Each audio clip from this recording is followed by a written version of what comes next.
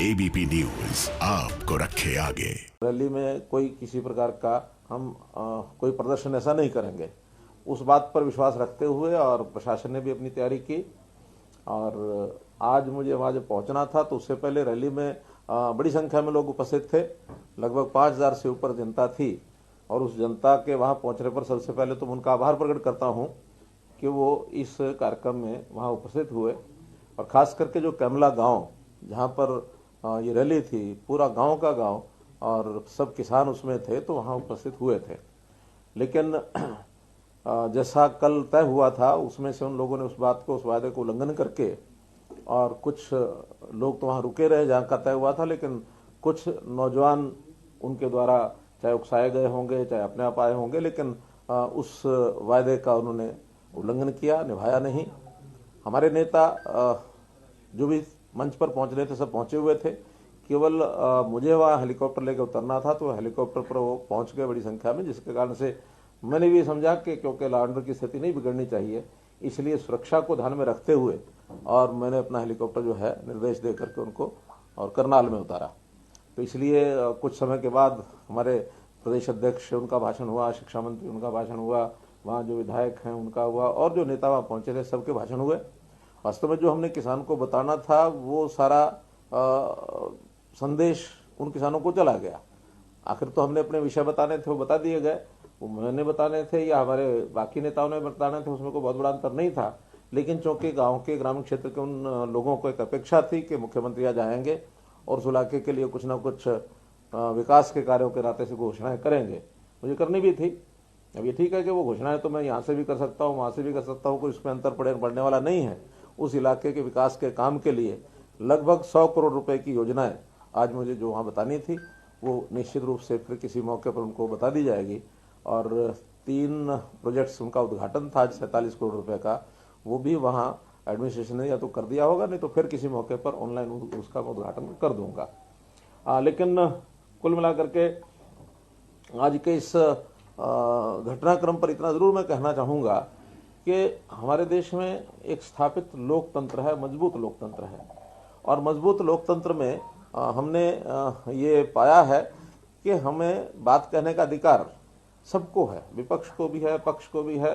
जो भी अपना यानी राइट टू एक्सप्रेशन के अंतर्गत जिस प्रकार का संविधान ने अधिकार सबको दिया है उसकी हम पालना करते हैं। हमने कभी भी इन तथाकथित किसान नेताओं के जो वक्तव्य हैं उनको कभी रोका नहीं। उनके जो आंदोलन चल रहे हैं वो चल ही रहे हैं। और उसमें तो बल्कि वहाँ पर इतनी भीड़ होने के बाद, कोविड होने के बाद भी जहाँ वहाँ इतनी भीड़ है उसमें व्यवस्थाओं में बहुत से काम हमने किए हैं। हमने वहाँ स्वच्छता के नाते से, पानी के नाते से, वहाँ जो टेम्परेरी टॉयलेट्स है उसकी व्यवस्था की है, लाइट की व्यवस्था की है, वहाँ हेल्थ सर्विसेज को लेकर के मेडिकल फैसिलिटीज़ वो उनको दी हैं। तो ये सारे काम वहाँ किए गए हैं। लेकिन ये अच्छा नहीं कि कोई अपनी बात को कहना चाहे और हम किसी दूसरे का विरोध करें, ये लोकतंत्र का तकाजा नहीं है।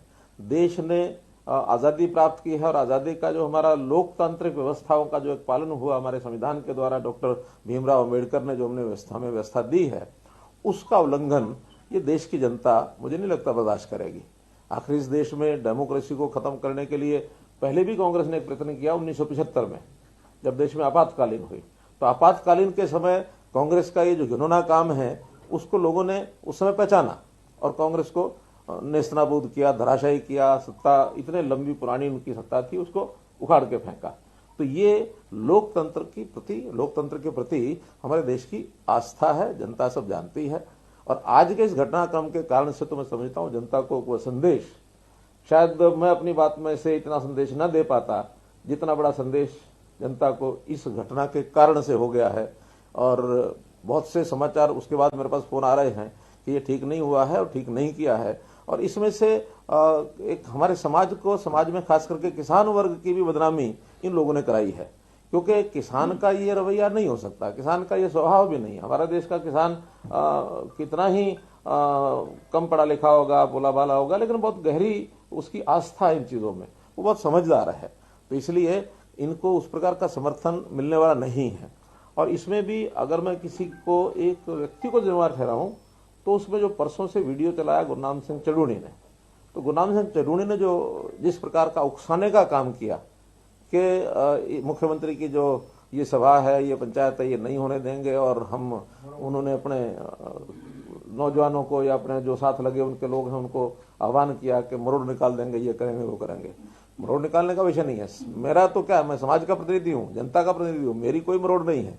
मुझे तो जनता के आशीर्वाद से ये स्थान अगर मिला है तो ये जनता की अगर मरोड़ निकालनी है तो उनके सामने आ जाएगी, उसमें कहीं कोई देरी नहीं लगेगी। इसलिए अब वो बहुत ज्यादा एक्सपोज होते जा रहे हैं और इस आंदोलन के पीछे अगर हाथ है तो मैं समझता हूं कांग्रेस पार्टी का बड़ा हाथ है, कम्युनिस्टों का बड़ा हाथ है। तो ये सारे लोगों को भी इस बात का ध्यान में आता है कि ये कोई तौर तरीका नहीं है, क्योंकि कांग्रेस के लगातार वक्तव्य इस प्रकार के आ रहे हैं, उकसाने के सबके सामने हैं। और जो नेता इनके जितने भी आंदोलन पर बैठे हैं और जो बातचीत में भी जाते हैं वो सब कम्युनिस्ट विचारधारा के हैं। वो कम्युनिज्म जिसका नेस्तनाबूद हो गए, बंगाल में हो गए, चाइना में हो गए, रूस में हो गए, आज ये पैर पसारने के लिए लगे हुए हैं कि इन आंदोलनों के माध्यम से हम यहाँ पैर जमा लेंगे, तो इनको भूल जाना चाहिए।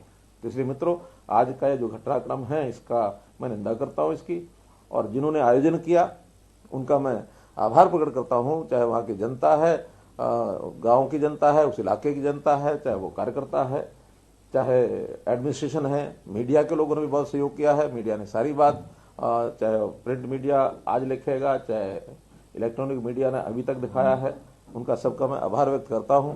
और मैं समझता हूं कि जनता को भी इसके बारे में जो जानकारी मिलेगी उसमें से निश्चित रूप से उनका एक रुख बनेगा। जहां तक किसानों के संबंध में है, ये सब बातें मैं पहले भी कह चुका हूं, दोहराने के लिए, क्योंकि आज जो कुछ मुझे वहां कहना था वो आपके माध्यम से वहां तो अवसर शायद नहीं मिला, क्योंकि स्वाभाविक है कि जब इस प्रकार की कोई दूसरी हाइपर की जो घटना हो जाए तो उसके नाते फिर ध्यान उधर चला जाता है। अल्टीमेटली आखिर किसान के लिए देश के प्रधानमंत्री ने क्या कुछ नहीं किया। देश के प्रधानमंत्री के ऊपर ये कोई भरोसा नहीं करेगा कि वो किसान के विरोधी हैं। कोई भी वर्ग समाज का ये भरोसा नहीं कर सकता, क्योंकि बहुत वर्षों के बाद देश में देश की व्यवस्थाओं को सुधारने में, दिशा देने में, गरीब समाज, मजदूर हो, किसान हो, छोटा दुकानदार हो, उन सब के हित में जितने काम अभी तक किए हैं, और जब काम नया कोई किया जाता है, नई व्यवस्था कोई बनाई जाती है, तो उसका विरोध कई बार होता ही है। प्रारंभ में विरोध होता है, बाद में लोगों को लगता है ये काम बात बहुत अच्छी है। अगर मैं उदाहरण देता हूं तो आखिर जब जीएसटी का विषय था, कितना विरोध हुआ था। आज वही व्यापारी यानी जीएसटी को मान्य किया, उसने उसको पसंद करता है, उनको लगता है कि हम एक बहुत बड़े जंजाल में से बाहर निकल गए। आज सारे देश में एक टैक्स हो गया और उस एक टैक्स के नाते से उसको दुविधाएं नहीं है कोई गलत काम करने की, सब एक दिशा में ठीक काम करते हैं। और बहुत अच्छा, प्रशासन को भी अच्छा लगा, रेवेन्यू भी ज्यादा एकत्र हुआ और व्यापारी भी इसमें प्रसन्न हुआ। मैं बहुत दूर नहीं तो 90s के विषय में आपको बताऊंगा कि 90s में जब इस देश में लिबरलाइजेशन का विषय चला, ग्लोबलाइजेशन के सारे ग्लोब से लिबरल होकर के हमको आगे कदम बढ़ाने चाहिए। और उस समय विरोध भी हुआ था। उस विरोध के समय कि भी हाँ, हम पता नहीं ये कंपनियां बाहर से आ जाएंगी, सारा देश दुनिया हमको लूट ले जाएगी, ये करेगा वो करेगा, वो जमाना था। उस जमाने के बाद आज 20-25 साल के बाद हम देखते हैं कि कितने ही लोग देश और देश से बाहर जाकर के दुनिया में अपना व्यापार कर रहे हैं, एंटरप्रेन्योरशिप कर रहे हैं, बाहर के लोग यहाँ आ रहे हैं। यानी दुनिया को जिसको कहना चाहिए एक बहुत निकटता एक दूसरे की बन गई, यानी ग्लोब इज ए विलेज, ऐसा जो वाक्य निकले, उन वाक्यों का सार्थक एक परिणाम निकला कि सारे देश दुनिया के लोग प्रगति कर रहे हैं, एक दूसरे साथ मिलकर कर रहे हैं। उस समय हमारा अगर ऑटोमोबाइल का देखें तो गाड़ियां जो होती थी वही, अगर वही जमाना चल रहा होता तो वही क्या एम्बेसडर और फिएट और वही स्कूटर जो है वेस्पा लम्ब्रेटा, उसी पर चल रहे होते। आज जो है हम कितना आगे बढ़ गए हैं। यानी अगर उन गाड़ियों के मॉडल हम देखते हैं तो उसके अंदर एक से क्या क्या क्या है, वो क्योटा, क्रेटा, फिर टोयोटा, किया, जीप, किस किस लेवल पर कहां कहां पहुंच गए हैं। तो ये सारी चीजों का लाभ एक उस प्रकार के माहौल के बाद बना है। तो ऐसे नई परिस्थितियां, नई जो व्यवस्थाएं बनती हैं उसका विरोध हुआ करता, हमको मालूम है। लेकिन उसके पीछे की यदि भावना ठीक है, उद्देश्य ठीक है, तो वो हमेशा जनहित में होता है, ऐसा हमारा विश्वास है। जहां तक इन 3 कानूनों का विषय है, तीनों कानून जनहित में है। और मेरा दूसरा कहना है कि जब भी कोई नई चीज आती है तो उसका उपयोग करने के बाद ही पता लगता है कि वो ठीक है या गलत है। मैं कहता हूं 1 साल अगर हम उपयोग करने के बाद देखते, मेरे जैसा व्यक्ति भी ये कहता है, अगर 1 साल के बाद हमें लगेगा इसमें ये चीजें कमियां हैं, तो हम ही जाकर के सब लोगों के साथ मिलकर के प्रधानमंत्री जी कहते हैं कि इसके अंदर न्यूनता है, कमी है, इसको ठीक करना चाहिए। हालांकि आज भी बहुत से जब शुरू में विषय निकाले गए कि इसके अंदर इन प्रावधानों के अंदर बदल करना चाहिए, तो बदल करने के लिए आज भी सरकार तैयार है। लेकिन जो एक रट लगाई कि मैं ना मानू, मुझे तो चाहिए ना, क्या ना, तीनों कानून वापस लो। अब ये कोई जिद से ये प्रकार चीजें नहीं चला करती हैं। इसलिए 1 साल भर हम उसका उपयोग करें, और कोई गलत बात लगती है तो उसको हम छोड़ देंगे। और छोड़ने को भी आज भी बंधे हुए नहीं है। आज भी ये तीनों जो कानून हैं, ये कोई ऐसा नहीं है कि अनिवार्यता है किसान के लिए, अनिवार्यता नहीं है। मंडियां हैं, जहां तक मंडी का विषय है, सरकारी मंडियां आज भी हैं, आगे भी रहेंगी। उसके अंदर एमएसपी आज भी है, आगे भी रहेगा। एक रास्ता अल्टरनेटिव दिया गया है कि अगर प्राइवेट भी कोई मंडी आके खुलती है, उसमें यदि किसी को लाभ लगता है तो जाके बेचेगा, नो कंपल्शन। तो एक अल्टरनेटिव रास्ता दिया है, उसमें एमएसपी से ऊपर अगर मंडी में जाके कोई खरीदेगा तो उसको किसान को बेचने में कोई आपत्ति नहीं होगी, बल्कि उसको लाभ ही होगा। पहले ये नहीं था। एपीएमसी एक्ट में एक प्रावधान है कि हर एक परचेजर जो है, जो बायर है, उसको अपने आप को रजिस्टर कराना पड़ेगा। मंडी से बाहर ना कोई बेच सकता, ना कोई खरीद सकता है। एमएसपी जो है मिनिमम सपोर्ट प्राइस नहीं, बल्कि मैक्सिमम, जिसको कहना चाहिए मैक्सिमम सेलिंग प्राइस, ऐसी उभर गई। हर किसी को लगता है ये एमएसपी है, इसके ऊपर नीचे तो करना नहीं, इसी पर खरीदना है, मामला खत्म। आज किसान को एक अल्टरनेटिव मिला। इसी प्रकार कंट्रैक्ट का जो नियम है, कंट्रैक्ट की खेती, कंट्रैक्ट की खेती किसी न किसी रूप में पहले भी तो चलती थी। आखिर 2 व्यक्ति मिलकर के, एक के पास जमीन होती थी, दूसरा उसको बुआई करता था। जमीन वाला इतना समय नहीं था या उसके पास साधन नहीं थे, या वो और कोई काम करता था अपनी खेती, वो जब नहीं करता था तो दूसरे को बटाई पर देता था।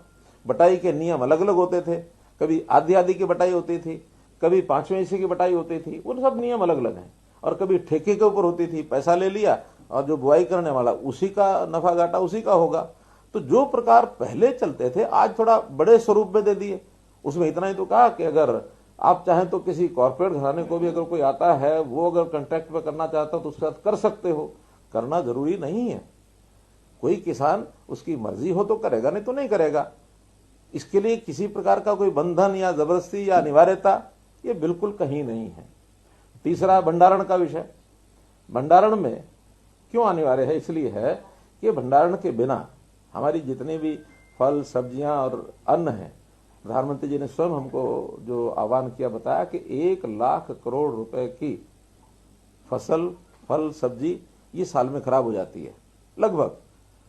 अगर हम हरियाणा की बात करें तो उसमें अगर क्योंकि 3-4%, 5% तो हमारा योगदान होगा ही, तो 5% का मतलब है कि 5,000 करोड़ रुपया यहां भी जाता होगा, 3-4 हजार करोड़ रुपया यहां भी जाता होगा। कितने फल सब्जियां खराब हो जाते हैं, गोदाम में पड़ा पड़ा अन्न सड़ जाता है। कुछ लोगों का उसमें इंटरेस्ट भी होता है कि सड़ जाए तो ठीक, उसके बाद हम इसको खरीदेंगे। तो ये सारी चीजें ठीक हों, किसान को भी कोई वेयर हाउसिंग बनाने के लिए, कोल्ड स्टोरेज बनाने के लिए, कोई भी व्यक्ति, न्यू एंटरप्रेन्योर, स्टार्टअप, किसान या कोई व्यापारी इन व्यवस्थाओं में आकर के काम करेगा तो सहयोग मिलेगा सरकार को। सारी व्यवस्थाएं सरकार के ऊपर छोड़ना संभव भी नहीं है, हो भी नहीं सकती हैं। सरकार आखिर कितना करेगी? और सरकार के काम भी ये नहीं है। व्यापार करना सरकार का काम नहीं है। सरकार का काम व्यवस्थाओं को ठीक करना है। हाँ, जब कभी टकराव, इन चीजों में, इंटरेस्ट में जब टकराव होता है, प्रतियोगिता होती है, तो उसमें कहीं ना कहीं इस प्रकार के विषय भी होते हैं कि कोई एक मानो व्यक्ति लाभ कमाता है तो कई बार दूसरे की कॉस्ट पर कमाता है, दूसरे को हानि होने लग जाती है। तो कोई किसी की कॉस्ट पर काम न करे, संतुलन बैठाना ये सरकार का काम होता है। सरकार उसमें नियम पॉलिसी बनाती है। तो इसलिए मित्रों, ये जो चीजें हैं, भंडारण की हो, चाहे कॉन्ट्रैक्ट खेती हो, चाहे मार्केटिंग की बात हो, ये सब किसान के हित में बनाई गई है। लेकिन सभी ऑप्शनल हैं, कोई भी कंपलसरी ऐसा विषय नहीं है कि किसान को इसके ऊपर जाना ही जाना है। किसान को जिस दिन लाभ लगने लगेगा उस दिन वहां जाएगा। लेकिन हम तो और भी किसान के हित में कितनी बातें और कर रहे हैं। आखिर किसान का जो समस्याएं हैं, सबसे बड़ी समस्या उसकी जमीन का जो रेवेन्यू रिकॉर्ड है, वही इतने फंसे हुए हैं कि उसमें इतनी लिटिगेशन, झगड़े। हम उस पर डिजिटलाइजेशन कर रहे हैं, उसको डिजिटलाइजेशन के माध्यम से उसको दुरुस्त कर रहे हैं ताकि उनके आपसी झगड़े पिछले खत्म हो, आगे झगड़े ना हो। कितनी जमीन खराब है, और जमीन की सीमा है हमारे यहाँ 70,000-72,000 एकड़, 70-72 लाख एकड़, ये हमारी एग्रीकल्चर लैंड है। तो उसमें से भी 8-10 लाख एकड़ खराब जमीन है, सलाइन है, एल्कलाइन है। हम उसको ठीक करने के लिए लगे हैं। हमने टारगेट रखा कि इस साल 1 लाख एकड़ हम जरूर ठीक करेंगे। तो उस 1 लाख एकड़ के लिए किसानों को आह्वान भी करेंगे। उसके साथ कुछ थोड़ा बहुत उसका भी इंटरेस्ट जागना चाहिए कि मैं जमीन ठीक कराऊंगा तो मेरी जमीन का लाभ मुझे ही होगा। तो पहले 1 लाख में कौन आगे आता है उसका हिसाब करेंगे। इसी प्रकार से कौन क्या फसल बोए, क्रॉप का यानी उसका जो टोटल क्रॉप कितनी हो, इसके टारगेट्स हमारी आवश्यकता के हिसाब से वो हम रखने के लिए योजना बना रहे हैं। किस किसान यानी किसान को कौन सी फसल बोने में लाभ ज्यादा है। आखिर तो किसान भी इनकम के लिए काम करता है ना, तो इनकम ज्यादा किस में हो सकती है, एक जैसी इनकम में तो सब में तो नहीं होती। तो आज हमारी आवश्यकता किस चीज की है, हमारी आवश्यकता सब्जियों की है, फल की है, मसालों की है। आज हमारी आवश्यकता यानी गेहूं की और धान की उतनी नहीं है। देश को भी जितना पैदा होता है उससे सरप्लस है। हमें रिक्वायरमेंट जो फूड सिक्योरिटी की रिक्वायरमेंट है इस साल का और 1 साल का और 2 साल का फूड ग्रेन हमारे स्टॉक में रहना चाहिए। आज 5 साल का फूड ग्रेन हमारे स्टॉक में है, इसका मतलब 3 साल और आगे तक भी रखा हुआ है। तो अगर उसको हम थोड़ा कम करेंगे, एक इक्विलिब्रियम जो है, संतुलन जो है बिठाना पड़ेगा। बाकी चीजों का आवश्यकता उसमें हम करेंगे। बहुत चीजें ऐसी जो इंपोर्ट करते हैं विदेश से। अब एक फल है मानो अंजीर, अंजीर हमारे देश में नहीं होता, हो सकता है। अभी मैंने साइंटिस्ट से पूछा, मैंने कहा अंजीर क्यों नहीं होता भाई, उन्होंने हो सकता है। मैंने हो सकता तो करो इस बार हरियाणा में, ज्यादा नहीं तो 150 एकड़ की खेती शुरू करो, बाद में देखेंगे और ज्यादा। अभी तो सारा पश्चिमी देशों से वहीं से आता है सब। तो इसलिए और बहुत सी चीजें हैं, खजूर है बाहर से आता है, कई फल ऐसे हैं, कई सब्जियां ऐसी हैं जो हमारे यहाँ नहीं होती हैं। तो उन चीजों की खेती करके हम उन चीजों को आगे बढ़ा सकते हैं। फिर जो चीज हमारे यहाँ सरप्लस होती है उसका क्या हम उसके बाई प्रोडक्ट बना सकते हैं, क्या उसकी प्रोसेसिंग कर सकते हैं, क्या प्रोसेसिंग करके हम उसको कहीं एक्सपोर्ट करेंगे, या अगर मार्केट में बेचेंगे जहां उसकी मार्केट है वहां उसको भेजेंगे। मार्केट भी कई प्रकार की, एक सामान्य गरीब आदमी की मार्केट है, वो तो अपना 2 समय का भोजन कर सकता है, उसको उतना उपलब्ध होना चाहिए, उसकी सिक्योरिटी उसकी होनी चाहिए। फूड सिक्योरिटी में वो सिक्योर है।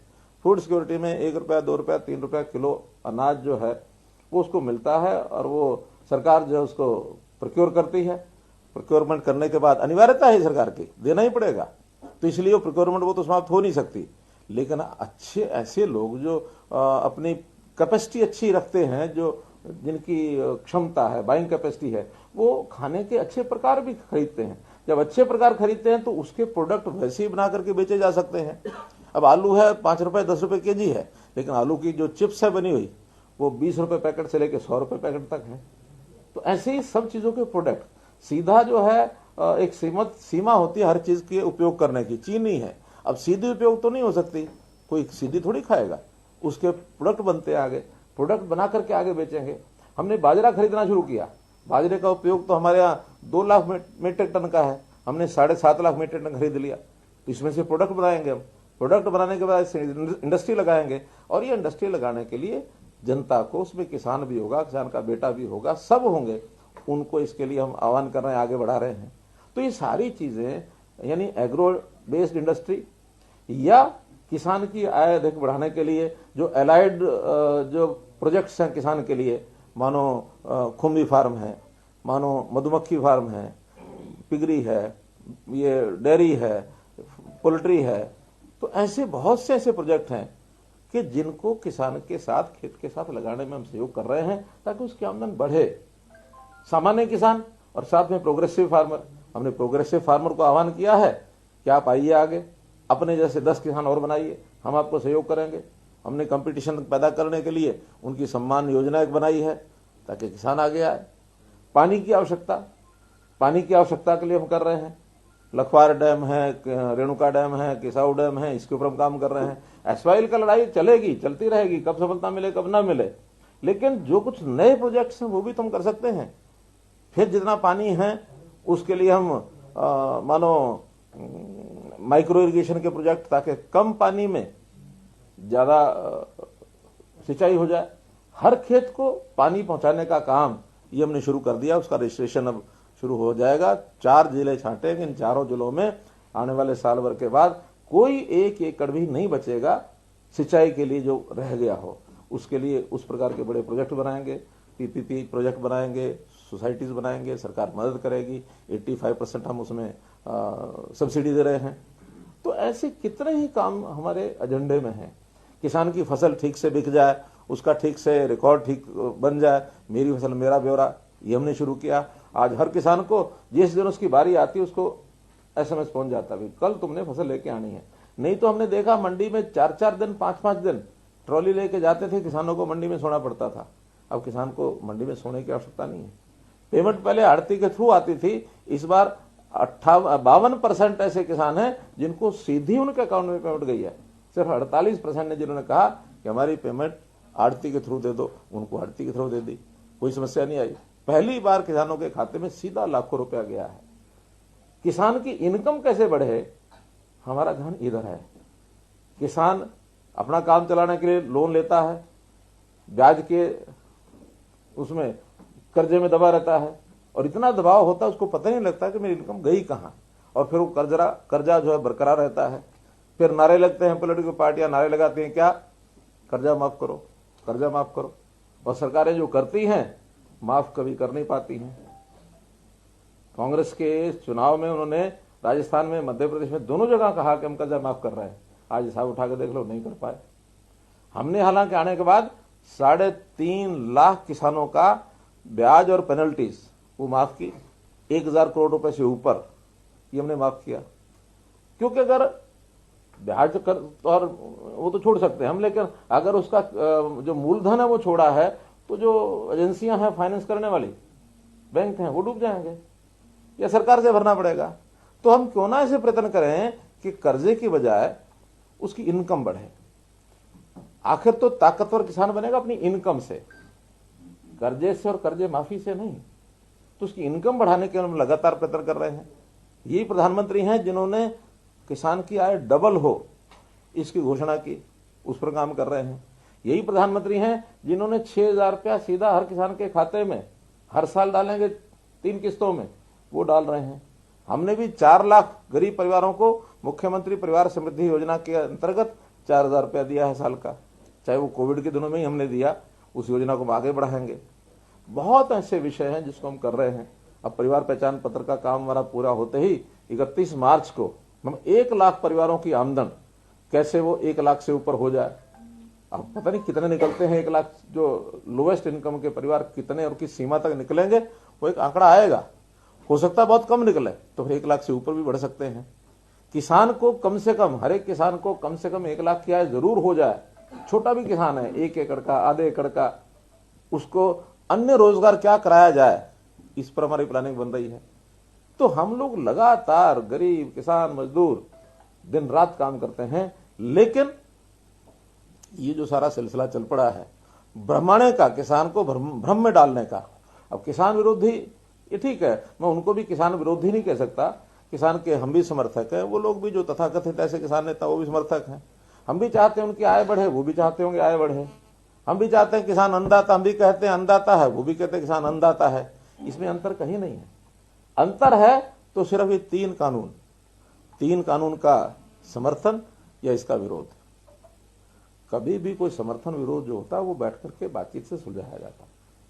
तो बातचीत के ऊपर सुलझाने के लिए अगर वो आगे आते हैं, किसी को कोई आपत्ति नहीं है।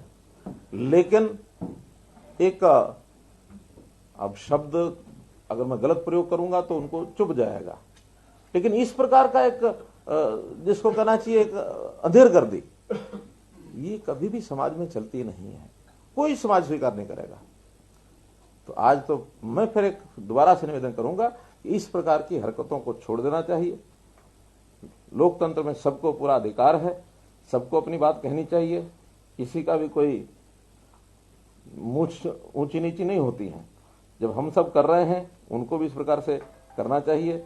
और कुल मिलाकर मैं जो विपक्षी दल हैं, चाहे वो कांग्रेसी हैं, चाहे वो कम्युनिस्ट पार्टी के लोग हैं, ये लाल झंडे वाले जो लोग हैं, ये गलतफहमी न रहे, लोकतंत्र में विश्वास ये पैदा करें, वरना लोग जो है इनको सबक सिखा देंगे, ऐसा मेरा मानना है। मुझे आज के इस कार्यक्रम में जितनी बात ध्यान में थी आपको कही है, और मैं फिर कहता हूं कि आज के इस कार्यक्रम का जो संदेश जाना चाहिए था, मुझे लगता है मेरी बात वहां करने की बजाय शायद अब ज्यादा ही गया है। आज के इस समय की मेरी बातचीत को जितना लोगों ने रिसीव किया होगा, शायद उस समय ना करते। और मैं आग्रहपूर्वक कह रहा हूं कि इस देश की परंपराओं में विश्वास रखें, किसान का वास्तविक हित किस चीज में है, इसके ऊपर थोड़ा चर्चा करें, और एक बार लागू होने के बाद किसी प्रकार का कोई नुकसान होता नजर आएगा तो स्वयं, चाहे देश के प्रधानमंत्री हैं, चाहे देश के कृषि मंत्री हैं, चाहे होम मिनिस्टर हैं, चाहे प्रदेश की सरकारें हैं, सब उसको मानेंगे कि इसमें बहुत बार बदलाव होते हैं। संविधान हमारा बना 1952 में, 51 में, उसके बाद उसमें 100 से ज्यादा अमेंडमेंट हो चुके हैं। कितनी पॉलिसीज हमारी बदलती हैं। कभी एपीएमसी एक्ट किसान के हित में बताया गया था 80s में, लेकिन वही एपीएमसी एक्ट में संशोधन सब तरफ से आया है कि संशोधन करना चाहिए। हम भी कहते हैं, वो भी कहते हैं, कांग्रेस ने भी कहा है। और इन 3 कानूनों का प्रस्ताव अगर रखा गया तो ये कांग्रेस के टाइम पर रखा गया है। कांग्रेस क्योंकि कभी भी जो चीज को आगे बढ़ाना चाहती है तो उसमें हिम्मत नहीं होती आगे करने की, क्योंकि कांग्रेस के बारे में पहले जैसे कह चुका हूं कि कांग्रेस एक यथास्थितिवादी पार्टी है।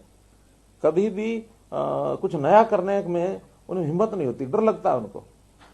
और फिर जब डर लगता है, बाद में जब काम हो जाता है तो उनको एक और खतरा महसूस होता है, भाई हम तो नहीं कर पाए, ये कैसे कर गए। फिर उसके लिए समाज के वर्गों को, भिन्न भिन्न वर्गों को उसमें भय पैदा करना, और ये भय पैदा करके इस प्रकार का वातावरण बनाना, ये सब उनका बहुत समय से पहले से ही ऐसा वातावरण रहा है। क्योंकि इन्होंने 370 के समय भी यही किया, इन्होंने राम जन्मभूमि के समय यही किया, इन्होंने सीएए के समय यही किया, आज भी यही कर रहे हैं। तो इसलिए न करें, क्योंकि इस लोकतंत्र में आस्था हमको तो रखनी है, उनको भी रखनी ही होगी। नहीं रखेंगे तो जनता उखाड़ के फेंक देगी। मुझे इतना बात कहना। आगे भी प्लान की जाएगी क्या? और आगे आज जो पंचायत प्लान थी वो आगे जारी रखी जाएगी? हमारी पार्टी के लोग इस पर निर्णय करेंगे। सीएम साहब, किसान लगातार ही कह रहे हैं कि जब भी हम पहले दिल्ली की ओर गए तब भी हम पर वाटर कैनन और टीयर गैस का इस्तेमाल किया गया, आज भी टीयर गैस और वाटर कैनन का इस्तेमाल किया गया। मुख्यमंत्री ऐसा लग रहा है कि किसान विरोधी। नहीं तो आपको क्या लगता है कि ऐसी छूट कुछ भी दे दी जाए, कुछ भी करें? हम यहाँ बैठे अपना ये प्रेस कॉन्फ्रेंस कर रहे हैं और बाहर कोई 100-200 लोग आ जाए, हम तो आपको प्रेस कॉन्फ्रेंस को डिस्प्ले सब करेंगे। हम तो शांतिपूर्वक जा भी रहे थे और नहीं, शांति इंटेलिजेंस फेलियर है। नहीं, कोई फेलियर नहीं है, कोई फेलियर नहीं है। 2 दिन पहले से पता लग गया था, उनसे बैठ के बातचीत हुई थी, और बातचीत होने के बाद वहां फोर्स भी थी। आखिर उस फोर्स नहीं तो उनके ऊपर, लेकिन एक विश्वास होता है, जो विश्वास किया गया तो विश्वासघात कोई करेगा तो उसके साथ कुछ तो करना पड़ेगा। तो आप मानते हैं कि सरकार किसानों को समझा पाने में असफल नहीं? कोई असफल नहीं है। समझ ही नहीं पा रहे हैं। अरे मैं करूं, कोई असफल नहीं है। हमने अपनी बात समझा दी ना, और इतनी घटना के बाद तो ज्यादा अच्छे प्रकार से समझा दी। शायद अगर ये घटना नहीं होती तो मैं आपके माध्यम से सारे देश दुनिया को बता ही नहीं पाता, ये वहीं से आपको खबर लेनी पड़ती। इसलिए इसमें कोई समस्या नहीं आई है, किसान समझ रहा है, और बहुत थोड़ी संख्या में कम लोग जो हैं इसके ऊपर एक। और फिर दूसरा मेरा कहना है, किसान की समस्या है ही नहीं जिसके ऊपर ये बात कर रहे हैं, राजनीति है, शुद्ध राजनीति है। और इस शुद्ध राजनीति में जो फोर्सेस पीछे लगी हुई है, मैंने आपको बता दिया, नाम लेके बता। ऐलान किया हुआ है कि 26 को हम दिल्ली भी जाएंगे। देखिए, हजारों की तादाद में पैदल जाएंगे। 26 को किसी पार्टी का कार्यक्रम नहीं है। 26 अगस्त एक राष्ट्र गौरव का दिन होता है हमारे।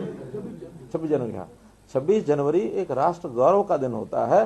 तो इस राष्ट्र गौरव के दिन में किसी की राजनीति नहीं होती है, और उसको भी अगर वो राजनीतिक उपयोग करेंगे तो ये बहुत ही मतलब एक शर्म का विषय होगा इस देश के लिए। दुनिया क्या देखेगी, क्या कहेगी? इसलिए इस विषय पर मुझे ऐसा नहीं लगता कि 26 जनवरी को इस प्रकार की हरकत वो करें। आपने एक नाम लिया, गुरनाम सिंह चटुनी का पर्टिकुलर नाम लेके बोला है, तो कोई फिर केस दर्ज करवाएंगे कोई उकसाने का और का? देखिए, वो एडमिनिस्ट्रेशन जिनके जिम्मे काम है उस सारी स्थिति को देखने के लिए अध्ययन करेंगे, लेकिन कुल मिलाकर के वीडियो तो आपने भी देखा है, मैंने भी सुना है। जैसे शाहबाद में पूर्व मंत्री के घर पे घेराव और उनके घर में घुसने तक का मामला, इसके अलावा एक किसान की मौत जो हुई ट्रैक्टर रैली के दौरान वो मामला, इस तरह के तमाम मामले इसके बावजूद फिर हम तो यही कहते हैं ना कि विषय को बढ़ाया न जाए। हम कोई किसी के खिलाफ कोई हमारा विरोध का वैसे भावना नहीं रहती है कि भी किसी को परेशानी करना है, किसी के खिलाफ कोई हमारी बदले की भावना है, ऐसा नहीं। अगले को समझाया जाता है ये नहीं करना चाहिए। आज भी मैं ओपनली समझा रहा हूं कि गलत किया है, नहीं करना चाहिए। आखिर लोकतंत्र में क्या होता है कि जन नेताओं को या जो भी कोई इस प्रकार के काम करने वाले अपने ग्रुप के लीडर होते हैं, नेता होते हैं, उनको भी एक सीमा में रहना चाहिए। और सीमा तोड़ते हैं तो हमें कुछ करने की आवश्यकता है कि नहीं है, जनता कर देगी, जनता कर देगी। आपके कई प्रश्न हो गए। करने वाले थे आज, उन पे मोटा मोटा बताना चाहेंगे कि क्या घोषणा आज वहाँ के लिए होनी चाहिए? देखिए, वहाँ के स्थानीय कुछ डिमांड्स थी, वो थोड़ा अगर बताएं। हाँ, जैसे मानो एक तो वहाँ बाईपास था चौरा गांव का किसका 30 करोड़ रुपए तो उसी के ऊपर लागत आने वाले थे। मेरे पास वो लिखी है सब, मोटा मोटा जो है वो बताता हूँ, बाकी छोटे काम तो बहुत हैं। एक वहाँ इंद्री एस्केप का मामला है घरोंडा एरिया में। वहाँ बहुत बड़ा पानी इंद्री साइड से निकल करके और उसको लगभग 500-600 एकड़ को पानी खड़ा हो जाता है और वहाँ उसकी खेती ठीक से होती नहीं है। तो उनकी बहुत बड़ी डिमांड थी। हमने उसकी रीमॉडलिंग और उसकी स्ट्रेंथनिंग करने के लिए एक योजना बना रखी है और उसमें कोई 50-60 एकड़ जमीन में एक बहुत बड़ा वाटर रिचार्जिंग सेंटर बनाएंगे, जिसके अंदर एक झील टाइप ऐसे बनेगी ताकि 500-600 एकड़ की बजाय वो एरिया 50-60 एकड़ सीमित जो पंचायत की जमीन है 2-3 गाँव की, उसके अंदर करेंगे ताकि लोगों को वो जमीन जो बोने के लिए आसानी से मिल जाए। एक तो बड़ा काम ये था। इसी प्रकार वहाँ कुछ कम्युनिटी सेंटर्स है कुछ गाँव के। एक अंडरपास है नेशनल हाईवे 44 का, ये मैंने अपने मंत्री हमारे जो रोड सरफेस रोड के नितिन गडकरी जी हैं उनको लिख दिया है पत्र, उसका निर्माण होगा। नेशनल हाईवे 44 जो जीटी रोड है इसके अंडर है। एक गर्ल्स स्कूल की वहाँ की चौरा के पास एक गर्ल्स स्कूल के निर्माण की बात है। इसी प्रकार से एक block level training centre self help groups के लिए ऐसी एक वहाँ की मांग है, वो हमने उसमें उनको बता दिया है कि वो हम करेंगे। कुछ गांव के कम्युनिटी सेंटर हैं लगभग 10 गांव के, वो उनको कर देंगे हम उनके लिए। 10 गांव में इसी प्रकार से जो योग कम व्यायामशाला, जिसमें से एक बड़े गांव का कोई जहां 5-6 एकड़ जमीन हो गई उसमें स्टेडियम और बाकी जगह में व्यायामशाला आसपास के जो गांव हैं ये सब करेंगे। कुछ 8 गांव के स्कूलों की नई बिल्डिंग बहुत पुरानी हो चुकी है, वो हमने मंजूर की है। एक हैफेड का कोल्ड स्टोरेज बस्ताड़ा गांव में, ये लगभग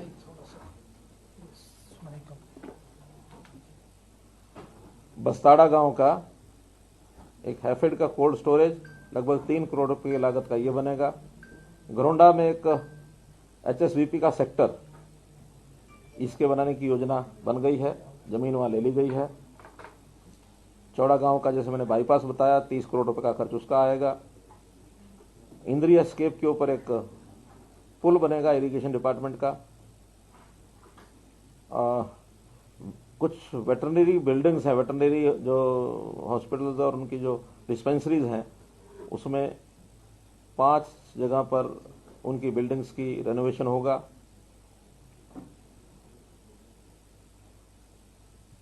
कमला गांव के कुछ 3-4 काम उन्होंने अलग से बताए हैं, वो सब करके और अलग से 2 करोड़ रुपए की उनकी हमने कैश ग्रांट भी उनको मंजूर की है।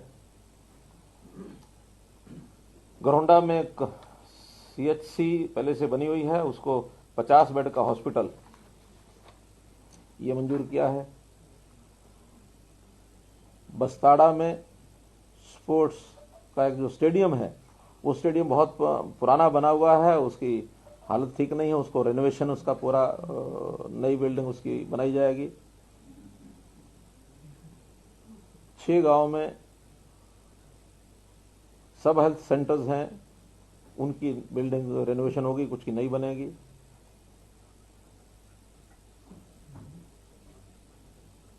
कुछ रोड्स हैं छोटी बड़ी,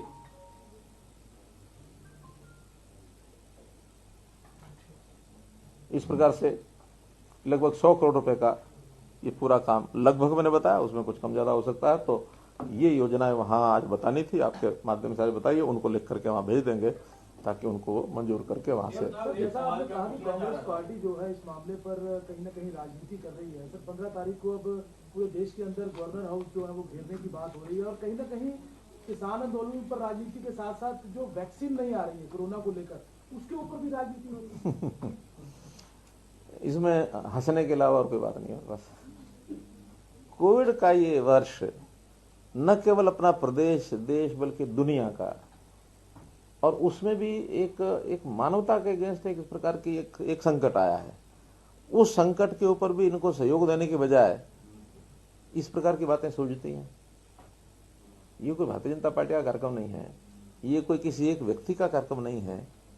यानी इतनी बड़ी बीमारी फैली है, उसको किसी न किसी प्रकार से सारे सब देश काबू करने में लगे हैं। बल्कि अच्छी बात तो यह है कि वैक्सीन का जो एक रिसर्च जो है जो अपने देश में हो रहा था, उसी के ऊपर आधारित होकर के ये प्रोग्राम आगे बढ़ा है। और उस वैक्सीन के 2 प्रकार की वैक्सीन हमने उसकी जो मंजूरी मिली है, उसके आधार पर अब इतनी बड़ी संख्या में भी नहीं बन पाएगी कि सारी दुनिया सारे देश को एक साथ दी जा सके। उसके लिए फेजेस बनाए हैं। सबसे पहला फेज में रखा है कि जो हमारे वर्कर्स हैं, फ्रंट लाइनर्स, कोविड वॉरियर्स जिनको कहा है, हमारे यहाँ प्रदेश में लगभग 1.5 लाख वर्कर है वो, तो सबसे पहले उनको करेंगे। फिर उसके बाद आगे एज वाइज या कुछ कैटेगरी वाइज करते हुए कोशिश रहेगी कि ज्यादा ज्यादा लोगों को वो उसका कोरोना का यानी इसका जो वैक्सीन है इसका लाभ पहुंचाया जा सकता है कि इस बीमारी का ये चक्र है, ये साइकिल है, ये हम कैसे तोड़वा सकें। मैं समझता हूँ आज के विषय तक अगर हम सीमित रहेंगे तो ज्यादा अच्छा, वरना फिर एक सवाल है कि कोरोना वैक्सीनों की हरियाणा में फ्री लगाई जाएगी या इसके भी पैसे लिए जाएंगे? देखिए अलग अलग प्रकार इसके आएंगे। गरीब आदमी को फ्री मिलेगी और जो आउट ऑफ टर्न अगर लेना चाहेंगे, क्योंकि इसका खर्च तो काफी आएगा, जो खर्च आएगा उसको सब्सिडाइज करने के लिए अगर कुछ लोग सहयोग करेंगे तो अच्छा ही होगा। सीएम साहब, जैसे आज घटना घटी है, ऐसी आगे घटना ना घटे, इसके लिए आज जो सरकारी काम में बाधा पहुंचाई गई है, क्या मामले भी दर्ज किए जाएंगे? देखिए पहला काम अपील करना, हमने अपील की है और अपील में से चीजें रुक जाएं तो ज्यादा अच्छा होता है। हाँ, आप कुछ बोल रहे थे? सर, दो चीजें, एक तो वैक्सीन के बारे में कि पीछे बात चली थी कि हरियाणा से कुछ लिखकर थी जो मंत्री हैं या इस कैटेगरी में है उनको पहले एक देखिए एक भावना थी कि लोग ज्यादा एक्सपोजर होता है, कोई बड़ी आवश्यकता होती है ऐसा नहीं है। आखिर एक्सपोजर में जिसको एक्सपोजर ज्यादा होता है, जैसे अब जो हमारे कोरोना वॉरियर्स हैं उनको पहले क्यों रखा गया कि उनका एक्सपोजर ज्यादा है, उस प्रकार के केसेस को डील करते हैं।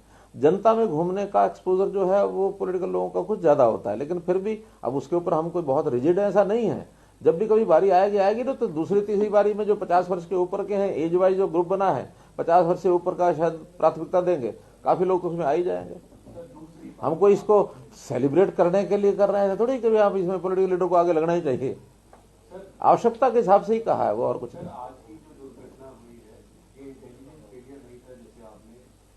नहीं, कोई इंटेलिजेंस फेलियर नहीं था, नहीं कोई सिस्टम फेलियर नहीं था।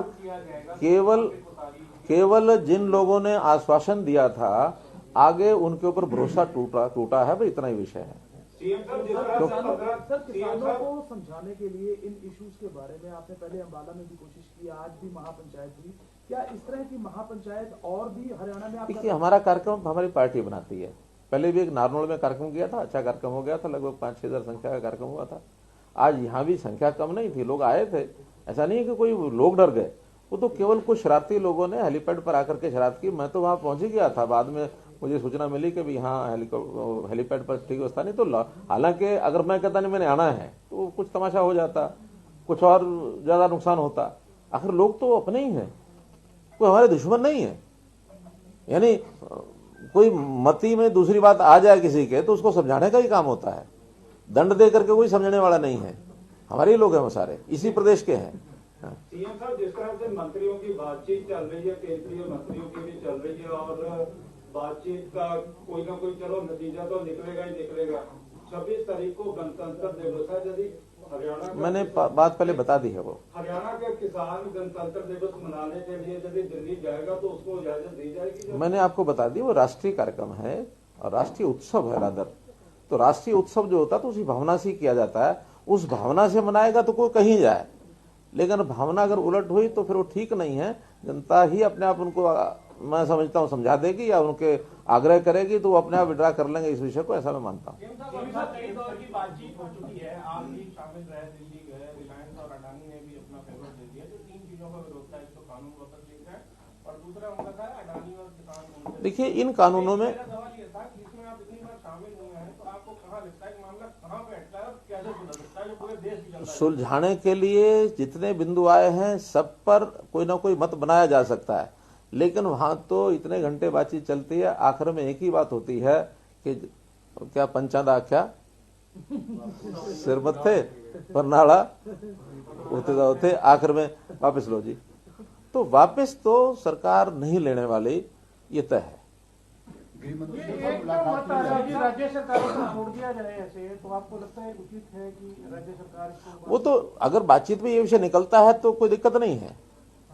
अगर राज्य सरकार भी छोड़ेंगे तो राज्य सरकारों ने कुछ तो नियम पहले से उसमें बदलाव करने होंगे, कुछ नई बातें करनी होगी तो किसी नए स्वरूप में भी हो सकती हैं, उसी में संशोधन किए जा सकते हैं। लेकिन कहीं ना कहीं आपसी बातचीत में होगा तो एक विषय को छोड़कर बाकी सब चीजें डायलॉग के माध्यम से हो सकती हैं। एक चीज क्या कि एज इट इज उसको विड्रा करो, ये मुझे नहीं लगता कि सरकार विड्रा करेगी। आपका जब आज विरोध हुआ उस मामले में भी पहले वर्ष भी कांग्रेस के नेता लगातार एक ही बात कह रहे हैं विरोध के बाद कि अविश्वास में आ चुकी है सरकार और सेशन बुलाकर अपना बहुमत।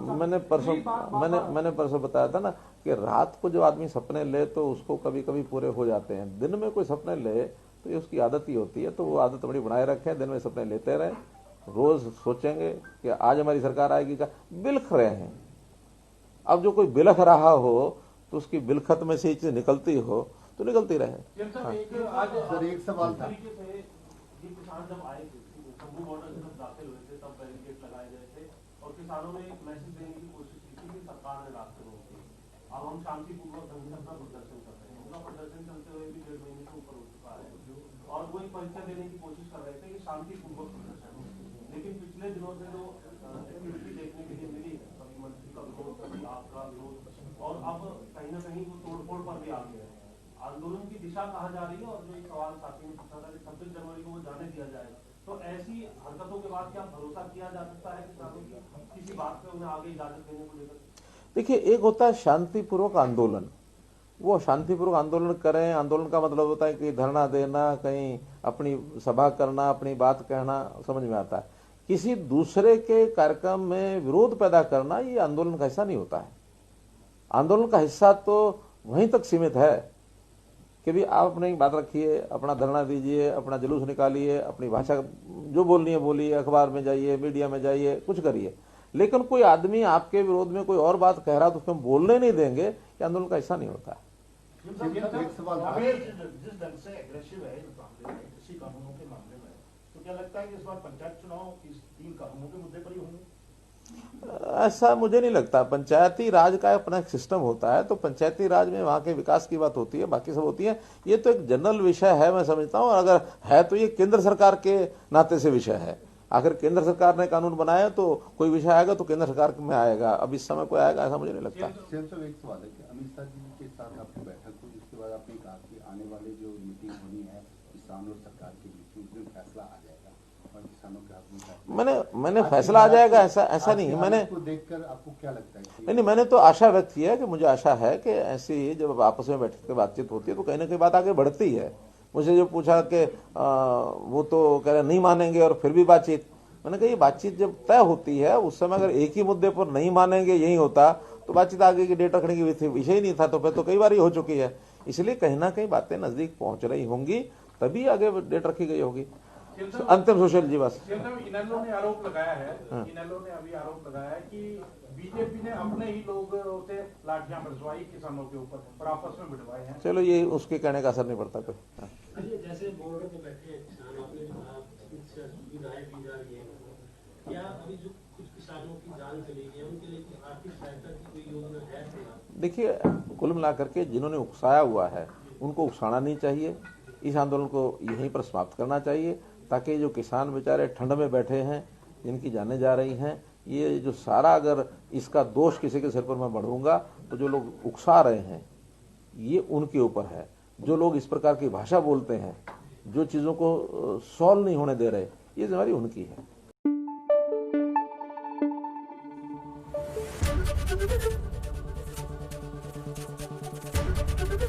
एबीपी न्यूज आपको रखे आगे।